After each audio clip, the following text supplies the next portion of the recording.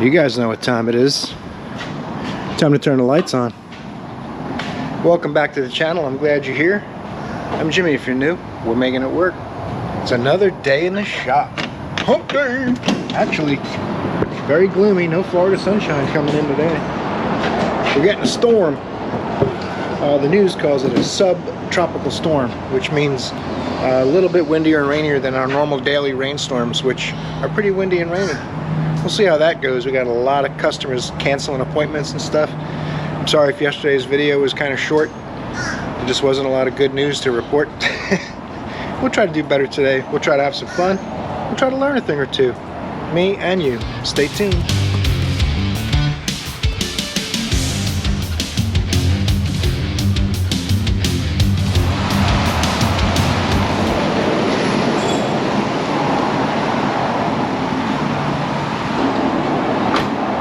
(2005) Ford Escape. She doesn't want me listening to her music.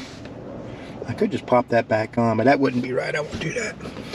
2005 with 124,740 key chime miles.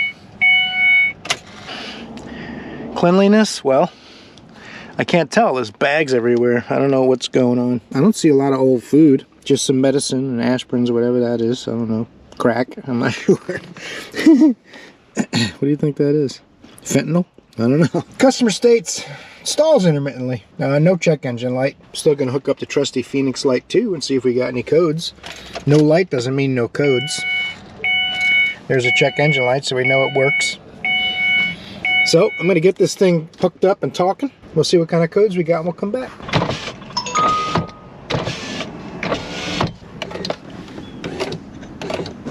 Uh-oh, left rear window regulator's no bueno. This is going to take a minute because you guys know what we're going to do, don't you? We're going to get this thing in there and we're going to go topology crazy. That's how we roll. You fire up this Wednesday with some piss and vinegar. Smart scan. Look, there's only like a possibility of 7 modules. Should be easy. Will there be a PCM code? That is the question. I want to know. Nope. Alrighty. When you get these Fords with no PCM codes installing, that's going to be a rough one. Because if it's a vacuum leak that causes stalling, it'll have lean codes. If it's a mass airflow sensor type of problem, I guess it could stall and not set codes. But usually these vehicles are pretty good. This is 2005. They're pretty good about engine speed, throttle position, and all those other things. When it stalls, it'll know something's probably wrong with the mass airflow sensor and potentially set a code for that. But the only way to know is get under the hood. Let's do that. All right, just for fun, I ran through a key on engine off test just to see if it came up with a code separate from the topology one, because I have had that happen in a couple vehicles. But no luck, no codes. So now we're going under the hood for real, though, this time I mean it. Mass airflow, original. Someone messing with the throttle body. Idle air control. EGR is a possibility. EGR solenoid. DPFE. Direct pressure feedback exhaust. Usually should be a volt key on engine off. You can check and see if that's skewed a little bit. And you can answer the phone. If the EGR is sticking open, it messes with this. So you can tell by reading the DPFE voltage if the EGR is sticking open or if exhaust is restricted, a lot of things. It's actually a pretty handy tool. Only Ford has them, I believe. I haven't seen them on other brands. Maybe there are some. If you guys know, let me know in the comments. I don't see any vacuum leaks or anything obvious. It's got plastic tubing for most of the hoses except for this big one for the booster. And a couple accessories tee off of it, map sensor. So it's got a redundant system to accompany the mass airflow. It's got a map. It might use the map mostly for barrow. It's got valve cover gaskets have been done. It's got belts have been done. Fuel pressure regulator. We can take a look at fuel pressure without doing any invasive fuel pressure testing. So I guess we'll start it up, try to get it to act up, see what the data looks like for some of those sensors and know which way to go. These are really bad. They cause all kinds of problems sticking. They'll stick open, stick closed. Sometimes they whistle and hum, make weird noises. Another possibility. But you got to get it to do it first. I love intermittents. Hot set, hot set. I'm gonna do a key on engine running test just for fun. It's not gonna give me any codes, but you never know. Sometimes you get a code, something will happen one way and not another way. So we'll try it just to see, but I doubt I'll get a code out of it. I'll go drive this thing. The problem is there's a lot of traffic and the roads are wet because we got a little storm coming in. It's always good to check these snorkels for rips and tears. That can cause a lot of problems. Loose clamp, especially when it has a mass airflow, then it's critical, because if there's a tear in here, you'll get all kinds of erratic idle and things like that. Usually you'll also get lean or rich codes and things like that as well, but it's a very common problem. I see a lot of cracked air snorkels, but this one's nice and pliable still. It hasn't hardened yet. What the heck is that? It's an airbag code. Alright, we got good barrel pressure, good battery voltage, cam crank synchronization, desired idle speed, fuel rail pressure desired and actual are very, very good. Idle air control, learning. That's kind of unusual. No error with idle control. It's at 33%, so it's not having any problem keeping it idling. Fuel trim, little variation from 1 to 2. If it goes past about 25%, you'll get a code. It is adding a little bit of fuel. Could be alcohol content related, that kind of thing, because it's pretty slight. Short fuel trim, perfect. Mass airflow is good. About 3 grams a second, 3 liter. So I don't see anything alarming right now. We're gonna have to take this thing for a drive, see if it'll act up. Of course, it's real hard to diagnose while you're driving, but at least you'll feel it and know that it happens, and you get an idea whether it's maybe a lockup converter staying engaged when you come to a stop, or something with the idle control and that kind of thing. Let's do that.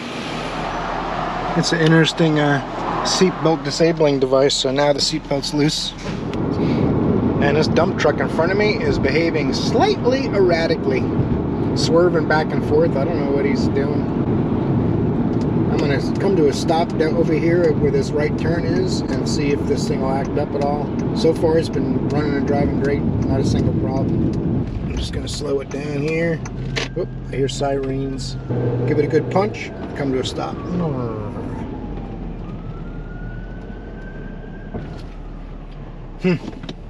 Alright, I'm going to keep driving this thing. I'm not going to bore you guys with a gigantic road test that's probably not going to produce any results, it looks like.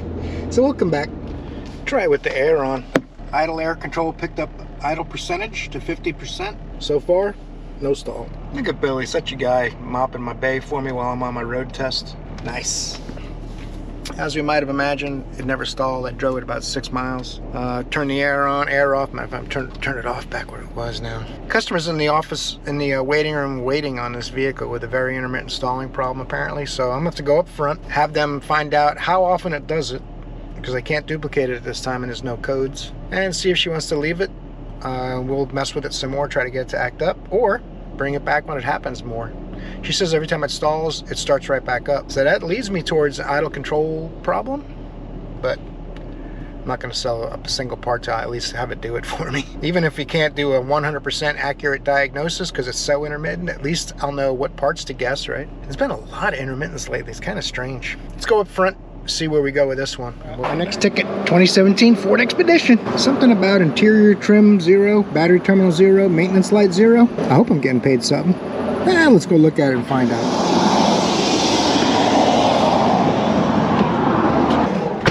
That's what we need right now. A little bit of sunshine. That's what everyone needs. Uh-oh, I hope it's not going to kill me. Everything's automatic. Oil change required. It says reset maintenance light, 0.0. It needs an oil change, probably. Unless it was done and not reset. 2017 with 64,252 miles on this bad Johnny. These are nice riding trucks. They're a little bit big, but they're nice. Love rating, got a little bit of the necessities around, not too bad. Oh, straw wrapper, that deducts a point. All right, I was gonna give him a 6, but now you leave a straw wrapper on the floor, that's a point off. That's a 5. Someone was asking about Challengers the other day.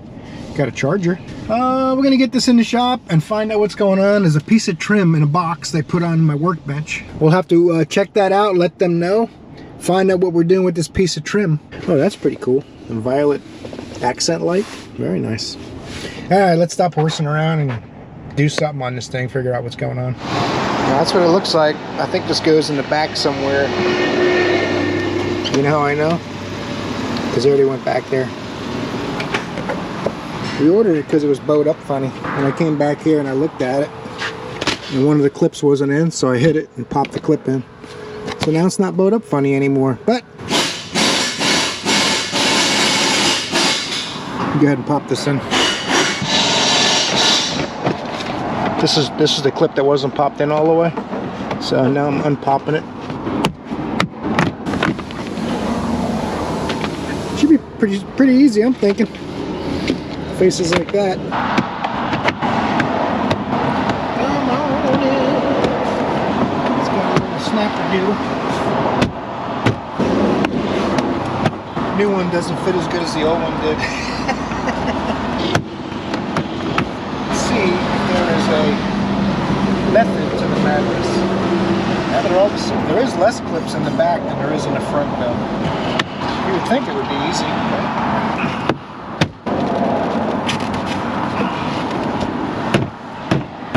I'll play with this a little bit and we'll come back. I don't want you guys to have to watch the whole thing, too. It's enough I have to watch it. I'm gonna have to get some glass cleaner and clean that up. I ended up having to use these to pinch it together with a rag in between to protect the plastic. I had the original one and way better. A little bit of glass cleaner on a paper towel. Hopefully that'll straighten it out a little bit. My hands aren't even dirty. I guess they're dirty no matter what, huh? Alright, on to the next phase of the operation. That's like brand new now. As I was leaving, I realized this side was up, so I had to get that down by pulling this out, prying up on it. I mean, it's tight. I think that's meant to be put in with the panel off, but for 0.0, that's not happening. We got it done. Ooh, that's a cool bag. It says maintenance light on, but customer...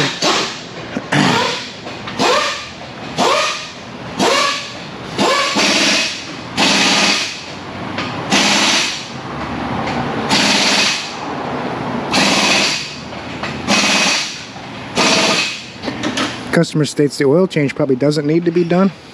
Check the condition of the oil. I don't know how I'm supposed to do that. Take a sample, send it to a lab, and then wait for the results. They want you to visually look at it and tell, which is a tall task. I can only tell if it's way overdue or low on oil. That's about all we can do. But we're going to take a look.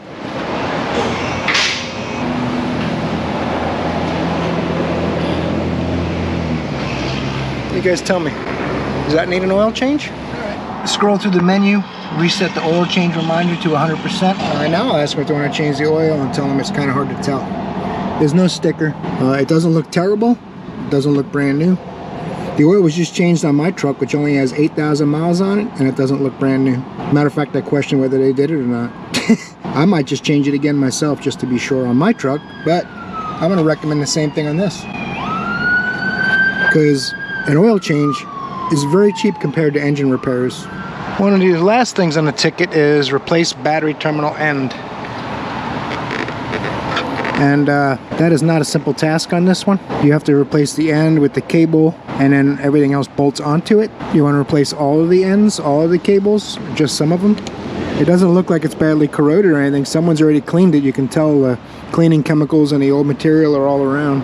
I'm not sure why they want to replace it, and if they realize it's not going to be that easy. Let's go up front and tell them the whole story and nothing but the whole story. Go ahead and clean this bad boy up, put a little bit of protectant spray on it, call it a day, because the cable is like $450. Yeah, I'm going to find a way to make this one work for a while longer. I'm going to clean up some of this mess here too. So I think this truck, I'm hearing, had a tree fall on it and just came out of the body shop, and the body shop recommended all this stuff. The last time we changed the oil was 7,000 miles ago, so we're recommending that too. We'll see what happens. I'm gonna scrub this down and spray some red protectant on it. It'll be good for a while. The metal's not even really rotten away yet. That's when you need to replace them. You don't replace them because they got corrosion on them. As long as you can clean them up good, I think this will be fine. It's almost like a brand new car. This can's getting low, but we'll make it through this one. Oh, look at that thing. Good for another 6 years. Well, it's good till this battery's no good.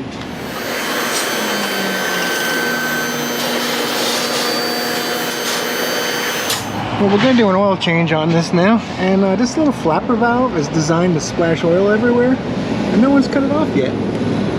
There you go. Problem solved. It's not that I'm really strong, it's that I broke it loose before I turned the camera on, so. Oil filter. You can see it up there if you look really hard. I probably should have a light. You guys probably see it a little better, but You gotta take this splash shield out of your way, and that's a piece of cake after that. At least, that's what I think. Nope, too tight. When's the last time you guys saw Made in the USA an oil filter strap wrench? Oh, jeez Louise. I might need to get the Knipex oil filter wrench out. Someone used a tool to put on the oil filter. My goodness gracious. It's still tight. I turned it a turn and a half. It's gonna drip right towards my light. Get off of there, you son of a gun, you. Drip, I say. Pull it all the way out. We'll see what happens. What do you think? What do you think's gonna happen? It's gonna drip on my arm while I'm pulling it off. Ta-da! Oh look, some goes down the back and misses the drain, and some goes down the front.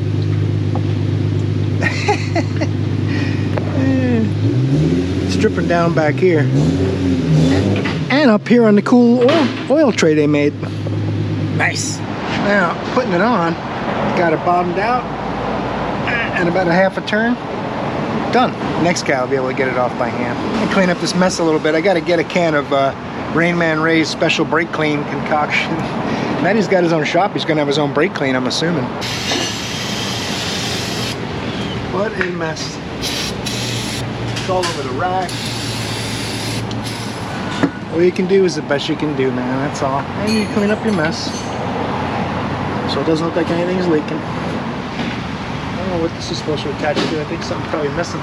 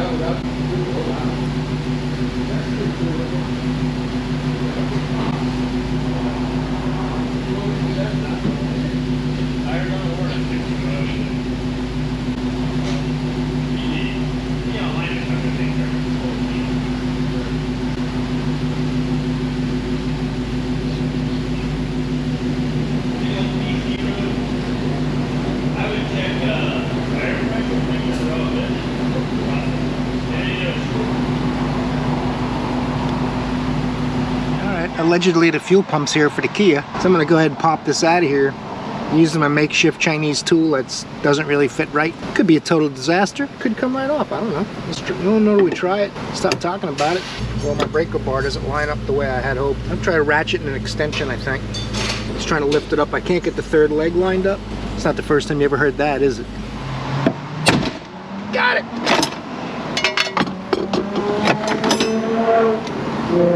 Never doubt the cheap Chinese tool.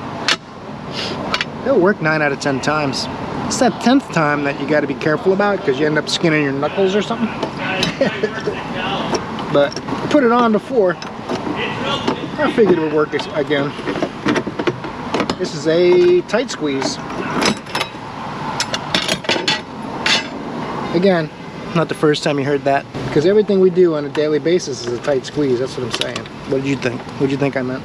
Now this does have a hose that goes over to the transfer pump on the other side. So I'm gonna put my gloves on so I can dig my hand down the gas. Now you're gonna spill some gas. The idea is to spill as little as possible. The other thing is, I don't want to disconnect that and then walk away to go get the other fuel pump, because then it'll be hard to find, right? So I'm going to get the fuel pump out of the box, make sure it's the right one, and then I can unplug that and put the new fuel pump on and plug it in without having to worry about fishing that line out of the gas again, right? At least that's my theory. We'll see what happens. Look at that thing, huh? That's even the right one. So now we try my theory. Discombobulate that. Oh, don't let go of it, whatever you do. Set that outside the car. We already got a new O-ring on there, so we don't have to worry about that. because the gas tank's only a couple weeks old. You guys remember this car, right? It's the nature of our business, you know. That's why I named my channel Making It Work, because everything you do feels like you're fighting an uphill battle, pissing into the wind. What are the other sayings? I don't know. I don't want to use them all. I'm going to save some for another time. Now I get that caught, I gotta get all my tools hooked up again. See if we can get Mr. Chinese tool to work one more time. 17 bucks. I think I paid $17 for that. I think that should work there. We'll be good to go. I can only get 2 ears in. The third one doesn't quite line up with the notches, which is weird seeing as how it looks universal, right? But it's not. If the third one grabbed, it probably would go right on. Getting it to pop past that last ridge is why most of my seat, it hasn't been done. I've taken so many fuel pumps out of cars where this retainer ring wasn't in that safety catch. It was right before it, where it's pretty tight, but it can pop loose. Pretty sketchy. But I think we're in good shape now. Whew. You guys want to see what was wrong with the old one? I'll show you. I don't know if that comes up on camera, but that's a good sized hole caused by the rust. Basically, there might be other ones too, but that's the most noticeable one. The rust from the other gas tank was rubbing on that, vibrations and stuff, and it actually ate through. Plus the plastic looks like it hardened and possibly split a little on its own. So let's finish putting this thing back together and see how it runs, clear the codes, and I'll do an EVAP test. Alright, seats in. These front bolts are the easy ones. Once you get the french fries out of the way, I already took a few handfuls out, but I wasn't going to vacuum it again because I just vacuumed it a couple weeks ago. So all of this is just from 2 weeks. And I threw all the Dunkin' Donuts trash and stuff out. Some of the leftovers I put up front, I wasn't sure if they still wanted them. You might get hungry on the ride home, so. Oh my goodness gracious. Someone said when I was complaining about this car last time, someone said, good luck if you had kids. I'm like, I did. They never left stuff in the car like this. Never made such a mess. We wouldn't put up with it. We taught them not to be slobs. Not acceptable. Sorry. I'll be the dad today. Now, the moment of truth is to see if it runs and this fuel pump makes good pressure, which I put all the seats and everything back together assuming it would. They usually do. And then we'll see if it passes an EVAP test. So once I get this thing a little warmed up and get it plugged into my Phoenix Light 2, we'll come back and see how it does. Alright, special function. EVAP leakage test. Fuel load below 80%, no trouble codes, idle state, engine warm, above 80 degrees Celsius. So we're going to have to wait on that to warm up a little bit. Then we'll give her a whirl. Alright, test is underway. Let's see what happens. I dropped the idle down, that means something happened. Oh! Test completed. No leak detected. Finally, this one's fixed. Oh, this could have been avoided. That's the frustrating part. I don't mind working on it again. If I made a mistake, I'd rather that I made a mistake. For some reason, it bothers me more that I told them to get other parts that they didn't want to get, and now we ended up putting the other parts in. That bothers me more than if I made some kind of mistake, although both kind of eat at me, I guess. I just want to try to do things right. That's why I complain so much about that Camry flood vehicle. I just don't like doing things halfway, part way, rigging stuff. I do make it work though. Well, I had to charge the GoPro, so I had to do that without you guys. I apologize. All I did was take these two 12s off the front, space that out a little bit so I can get it out of there. The fan wasn't working, so the high side was spiking. It was purging Freon. It was a real mess. So I put this here new fan in. Looks like it's from the manufacturer, Isuzu. We'll try to get some footage putting it back in. Oh, look at this, huh? Look at this thing of beauty here. This thing's ready for prom. Beautiful. All right, I don't want it to fall though, so I'm gonna put it here while I get rid of this box. It's easier than it looks. Get this box out of my way, it bothers me. Then we'll put it in. It is a tight squeeze, but it goes without taking everything apart. Get a few little items to cooperate along the way. I don't believe this is the proper procedure they want you to follow. That's quick. A few screws on this thing here. I'm going to go ahead and button this up and we'll put the machine on it. See how it works. Paul actually checked this out yesterday. But we're gonna try to get it done for him, get it back to him early. You under promise, over deliver, right? That 06 Tundra I looked at, I got approval for all that stuff. Timing belt, cam seals, valve cover gaskets, filter and pan gasket, and a tail shaft seal. Which I didn't recommend the filter and pan gasket, but we added that. I hope his transmission's okay. I told me when we fix the leaks and get it full of fluid. We'll tighten these screws up, we come back, I'll have the machine on it.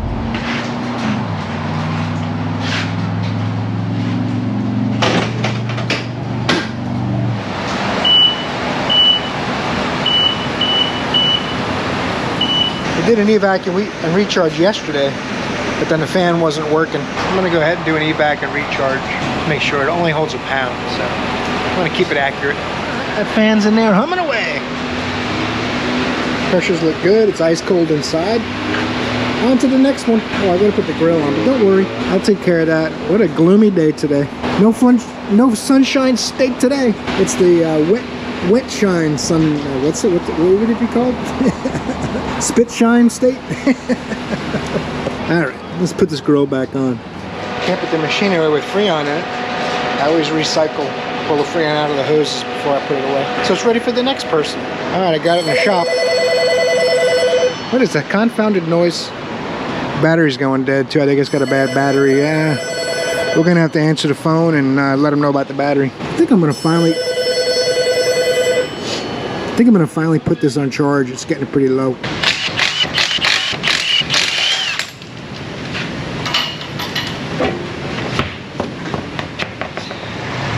Now I get to unhook the clean charger. You can't hardly tell that thing's running, can you? Finally. Keep the nasty weather out. All right, got this thing running, warming up. I'm gonna double check all the fluids, take it for a drive. Went through all my topology testing, made sure there's no codes in any modules. So that's good. I wish to exit, wish to end my session. Yes, I removed it from the vehicle. So I got this Ford Edge all done finally. I didn't program it myself. They tried to get the IDS stuff all updated and get our laptop updated, and they were going to pay the subscription just so I could do it myself and not have to pay. Some of these mobile programmer guys, I don't want to disparage anybody, but you know, they're trying to use jumper cables from their mobile vans to charge the battery while they're programming it. And I mean, one of the first rules in programming is you need a clean charger. So we lent them our clean charger. We have that OTC charger I showed you guys, and it took 2 programmer guys. The one that came yesterday spent 3.5 hours, couldn't figure it out. Actually day before yesterday. And then yesterday we couldn't get anybody down here, and today we got another guy down here and he got it figured out. He said he needed a locksmith ID. There's a reason you couldn't get through the pass key, the PATS security access gateway. Kind of strange. It's a 2011. I didn't think that was the case, but that's what he said. I'm guessing someone did something wrong along the line and he didn't want to say, which I don't, I kind of don't blame him. People cover each other's butts a little bit when they can, I guess. But he did say he had to go through and program every module, gain access with a security code, and then he could do the keys, and he got it to crank. Everything's right as rain now. It's got the updated latest PCM that can't be hurt by the coil shorting, and it's got new coils, plugs, valve covers are fixed correctly. Everything's great. So if you guys, all that information is for someone who might not have seen the earlier video on this when I did all the work. I believe it was 4 days in the shop ago from this video. All that's left now is to stop talking about it, go drive it, make sure it's all ready to go. Customer's really aggravated, and I don't blame her. It was almost 3 weeks, and except for the last 3 days, it was all waiting for parts from Ford. And the last 3 days was trying to get it programmed. I'm gonna move on to the Tundra next, I think. As long as I don't get interrupted on my way back to that one. Row. It's not that it's a big issue, but and it's not really even complaining, it's just stating the facts. It is what it is, right? Some people, one guy called me a crybaby. That was pretty funny. Just stating the facts, not crying. I've been doing this longer than a lot of people have been alive, so. Get this fluid out of the way. We're gonna do a pan gasket, filter, and a tail shaft seal. Then we'll start on the up top stuff afterwards. Got me a little mark on the drive shaft so I can put her back the same way she came off. I want to do the other loose. That loose is the wrong one. There's 4 of those. Then you got to take out 2 of these on the support bearing. Don't have to mark that. There's only 2 holes. Can only go one way, luckily. 4 little lock washers. Well, just flat washers. We don't want to lose those.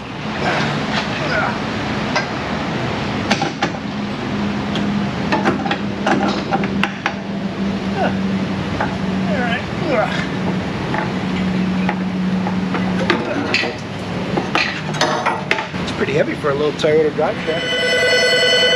Uh-oh. Resharpen the grinding wheel if the puller tip wears. Made in the USA. Blue Point.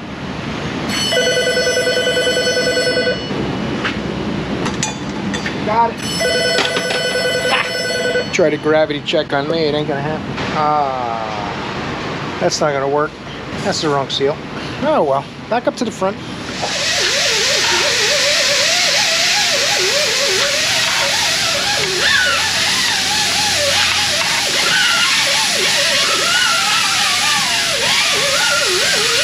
I already drained it, I'm not gonna get splashed.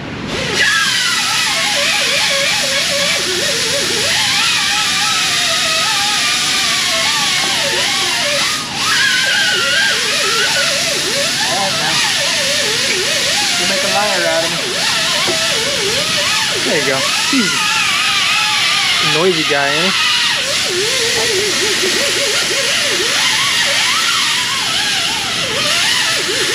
He likes a buffed hub.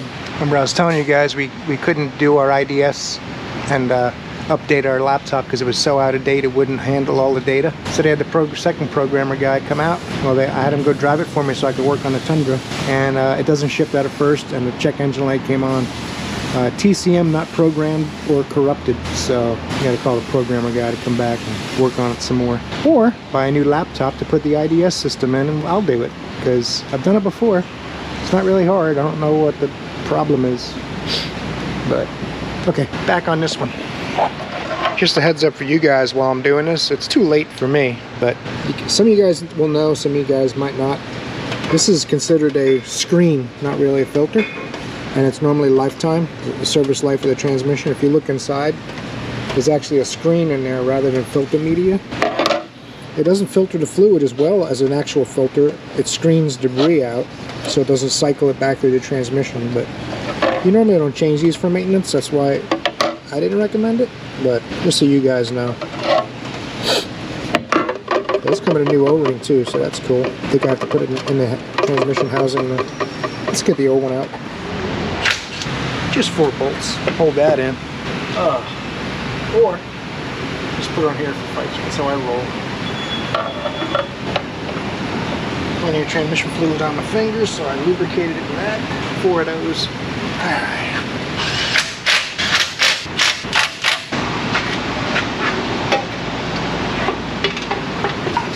I put all the bolts in to hold the gasket. Some of them I put in deeper than others, and I'd start those first. Now they're all started. Time to get real. Turn my gun down so I can just snug them. I gotta torque them.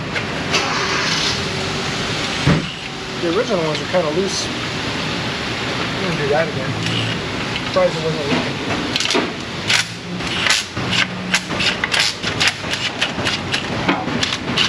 Start to get on pump about here. I like to start at the sector shaft. That's just me. You know, pick your own spot to start. 39 inch-pounds, that's not a lot. Thank goodness for my little Tecton torque wrench, which you shouldn't use a swivel really, unless you're an expert. Don't attempt this at home. I normally would have started at the sector shaft, like I said earlier, but you guys are in my way. I didn't want to bump into you and knock you over. I've been a little too violent, I think, the past couple weeks. So I'm trying to change my ways. You know, some of you guys won't believe me if I don't film every single bolt being torqued, but you're gonna have to trust me. If you lose your place, you might have to go twice around. Not that that happened, but it's possible. Sometimes they'll just kind of settle and you got to retorque them anyway. It's kind of strange, but I notice it a lot, especially with a really pliable gasket like that. Alright, that's 3 times around. That's enough. Just being silly now. I hope this will clear.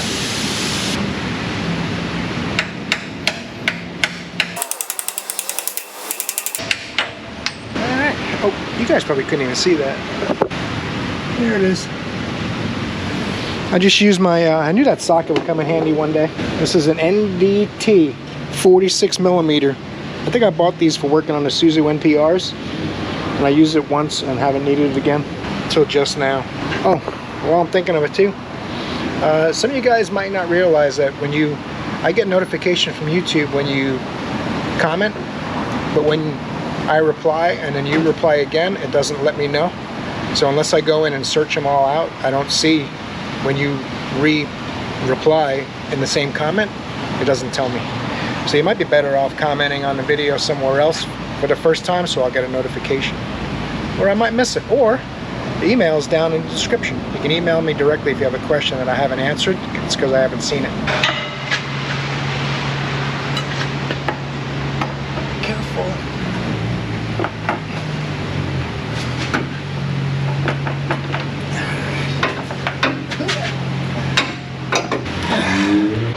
I was making jokes about this support bearing, thinking it was centered, but it's not. But there's a flat here where you can see where it was pushing on the flat, and as a witness from where the washers were. So I know this side faces up and it hangs further down than it does up.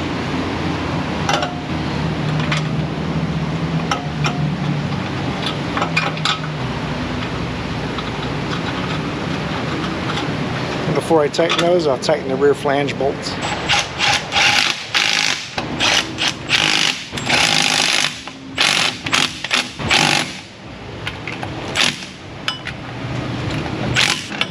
Oh yeah.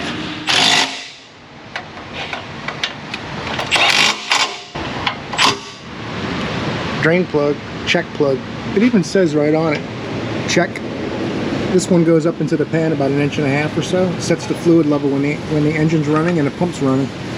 So I got to get my special adapter to get fluid in this bad Johnny.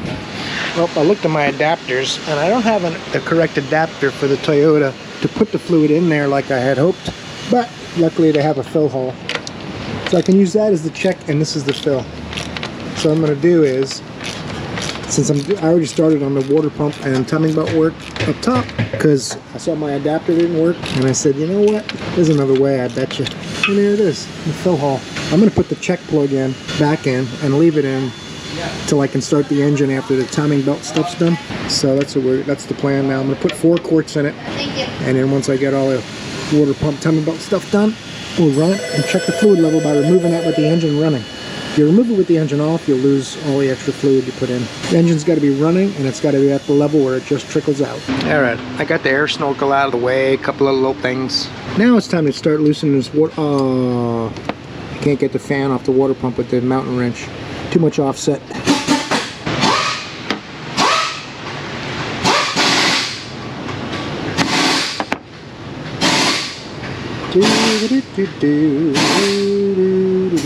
Okay. Use a 12mm gear wrench. That should do it, right? Uh-oh. Uh-oh. I don't want to give up. I'm going to have to give up. Need to jam something in there to stop that thing from turning like a pry bar of some sort. You know what? I was just having a nice discussion with somebody about my new gear wrench extended reach screwdrivers. They call them cabinet screwdrivers. I never heard that term before. Of course, I don't build furniture. So to me, these are just handy for reaching to put a belt on when you can't quite get to a pulley, or you know, killing unsuspecting snake. Maybe it'll be handy for this. We'll give it a durability test and see what happens. What do you guys think? What do you guys think? I say we try it. It's the worst that could happen. My gear wrench guy has to warranty it. That's all. If I can get it to stay in there. Maybe it's too skinny. Look at loose. I popped it out of where I had it wedged. That's terrible. Don't give up yet. Got it.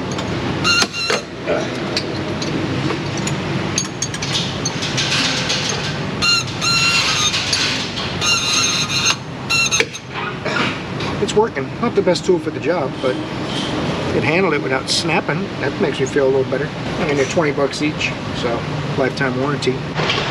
I put a big pry bar in there this time, so I'll stop fooling around and get it done. Been a long day today, but got some good work. That's the good news. This is the last one. Alright, now we're home free. These should basically spin off by hand now. Toyota threads are pretty good.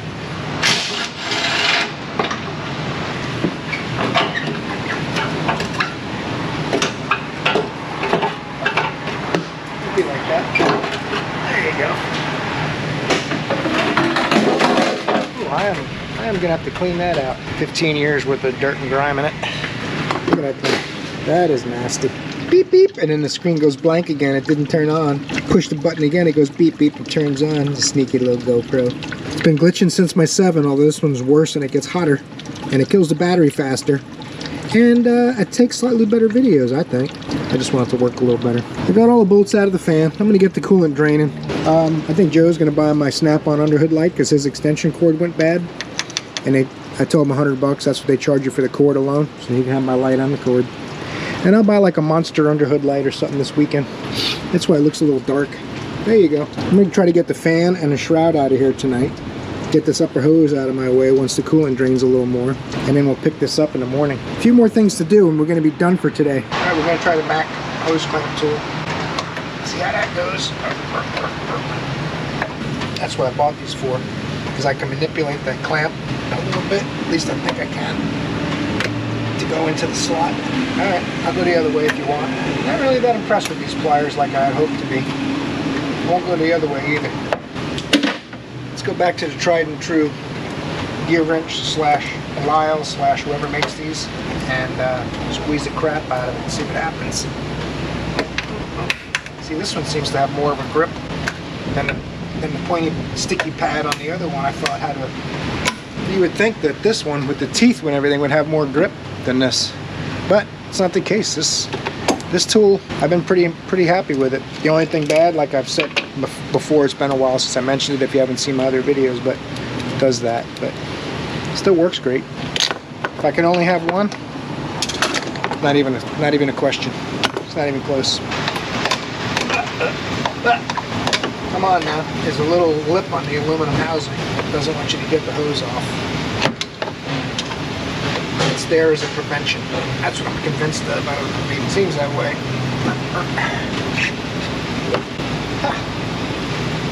Just keep it right there where it's not going to get away. I can flex this out of my way. I should have left the fan and the shroud out of here.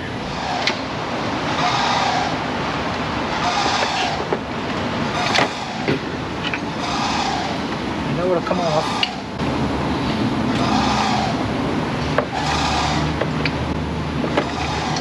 It's got to be rusted on that hub a little bit or something. They usually don't fight this much.